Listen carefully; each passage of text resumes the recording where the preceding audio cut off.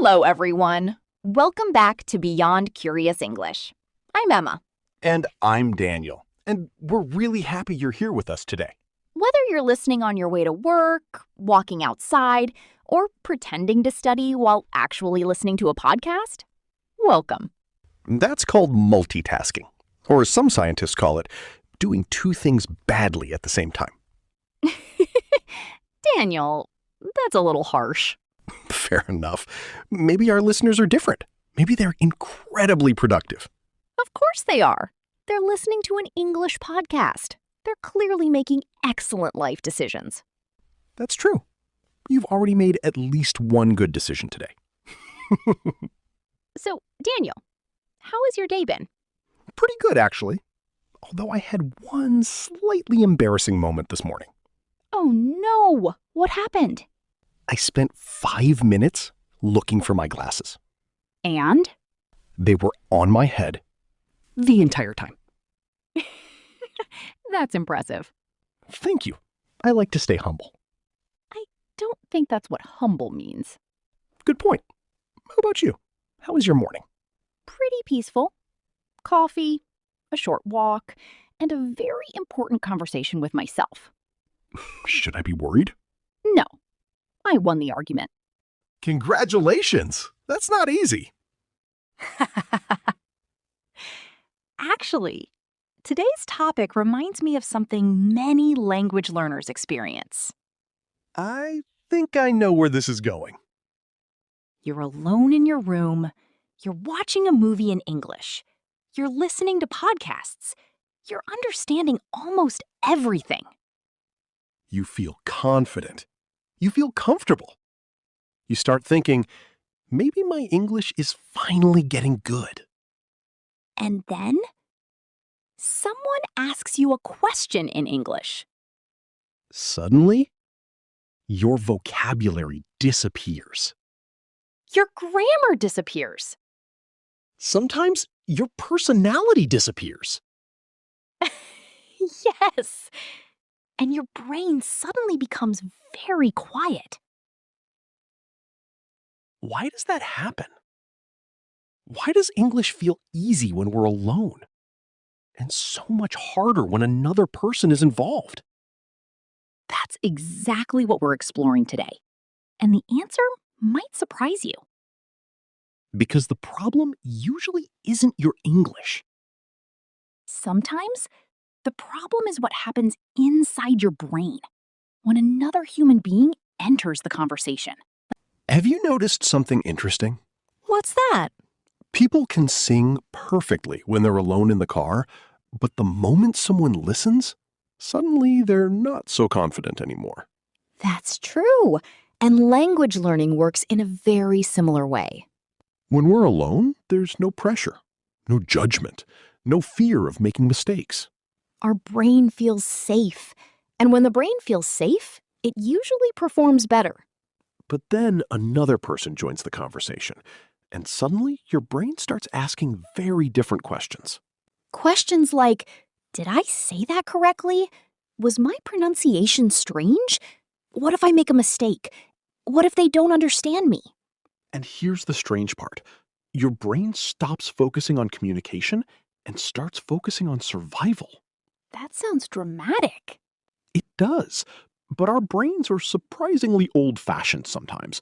They don't always know the difference between someone is speaking English with me and a dangerous situation is happening. Exactly. Actually, let's use another word today. That's right. Your brain reacts to pressure much faster than logic does. By the way, pressure simply means feeling stressed or worried because something feels important.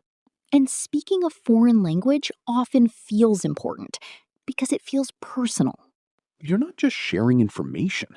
You're sharing yourself, your ideas, your personality, your sense of humor. Which is why making mistakes in English sometimes feels bigger than it really is. A grammar mistake isn't dangerous, but your brain sometimes acts like it is.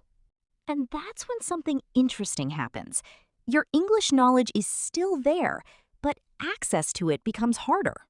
It's a little like having thousands of books inside a library, and suddenly all the lights go out. The books didn't disappear, you just can't find them as quickly.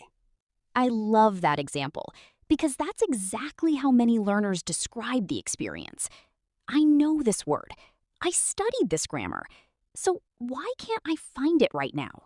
Usually because stress is louder than memory. And that's an important thing to remember. Struggling during conversation doesn't automatically mean your English is bad. Sometimes it simply means your brain is trying to protect you, even when it doesn't need to.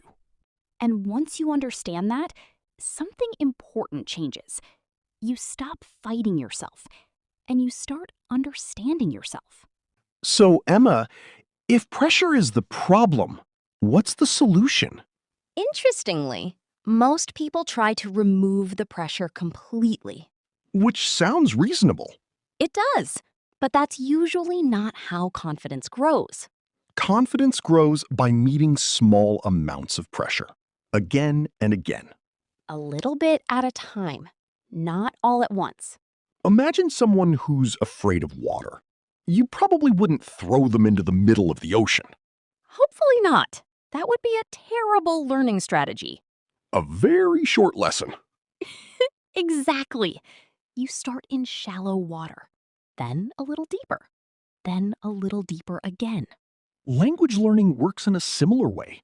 Your brain learns safety through experience, not through promises. By the way, experience means something you personally do or live through, not something you only think about. That's why speaking to yourself can help. Recording voice messages can help. Short conversations can help. Because every successful interaction sends a message to your brain. We're okay. Nothing bad happened. And eventually, your brain starts believing it. Not because somebody told you to feel confident, but because you've collected evidence. That's a great word. Evidence. Evidence means proof. Something that shows your brain, yes, you can do this. And slowly, those scary moments become normal moments. You still make mistakes. Of course, everyone makes mistakes. Native speakers make mistakes. Teachers make mistakes. Podcast hosts definitely make mistakes. Wait, are we admitting that publicly? I think we have to. The internet deserves honesty. Fair enough. Then yes, I make mistakes all the time. Me too. The difference is, we stopped treating mistakes like emergencies. That's powerful, because many learners think, if I make a mistake, the conversation is over. But most conversations don't work that way. Usually people are much kinder than we expect. And honestly, most people are too busy worrying about their own mistakes to remember yours. That might be one of the most comforting facts about human beings. Maybe fluency isn't the absence of mistakes? Maybe fluency is simply becoming comfortable enough to continue after them. Can I tell you something funny? Always. I think language learners have a secret superpower. Oh? What's that? They can remember every mistake they've ever made. That's painfully accurate. Someone corrects your pronunciation once, 3 years later, you still remember it. Meanwhile, the other person forgot about it about 12 seconds after it happened. Exactly. Actually, that's a perfect example. Our mistakes stay in our heads much longer than they stay in other people's heads. There's a reason for that. Our brains pay extra attention to embarrassing moments. Because embarrassment feels important, and the brain loves important things. Unfortunately, the brain isn't always very good at deciding what is actually important. For example, forgetting your passport at the airport? Important. Calling your teacher mom in class feels important. Even though everyone laughs and then forgets about it by dinner time. The same thing happens in English conversations. You say one sentence wrong, and suddenly it feels enormous. Meanwhile, the other person is probably thinking, nice conversation, and moving on with their day. Most people are not analyzing your grammar. They're listening to your message. In fact, if communication happens, the conversation was successful. Even if your grammar wasn't perfect, even if your pronunciation wasn't perfect, even if you needed extra time to answer. Perfection is a very expensive goal because perfection keeps moving. That's a beautiful way to say it. You reach one level and your brain immediately creates a new standard. I'll speak when I know more words. I'll speak when my pronunciation improves. I'll speak when I feel ready. And sometimes that day never arrives. Because confidence isn't usually the ticket to conversation. Conversation is often the ticket to confidence. That's worth hearing twice. Conversation creates confidence, not the other way around. And maybe that's one of the biggest mindset shifts a language learner can make. So maybe the next time your mind goes blank during a conversation, don't immediately tell yourself, my English is terrible. So maybe the next time your mind goes blank during a conversation, don't immediately tell yourself, my English is terrible. Because that might not be true at all. Maybe your brain is simply doing what human brains often do under pressure. Getting a little nervous, working a little slower, trying a little too hard.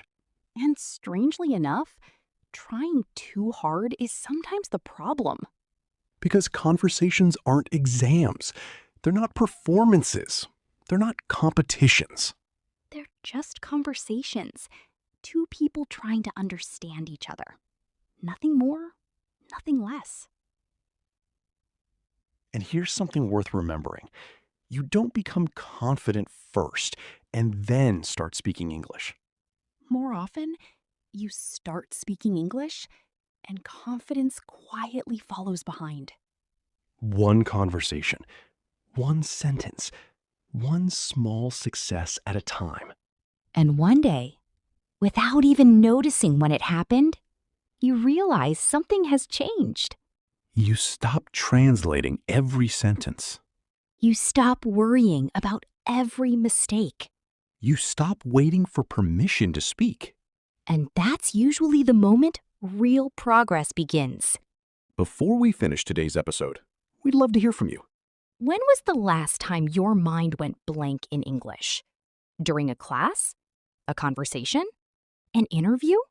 And what do you think caused it? The language itself? Or the pressure of the moment? Tell us in the comments. There's a good chance someone else listening today has experienced exactly the same thing. And if today's conversation helped you see your English a little differently, we'd love to have you with us for future episodes. You can subscribe, leave a comment, or share this episode with another learner who needs to hear it. Thank you for spending part of your day with us. Keep learning Keep speaking. and be patient with yourself. Bye. Bye.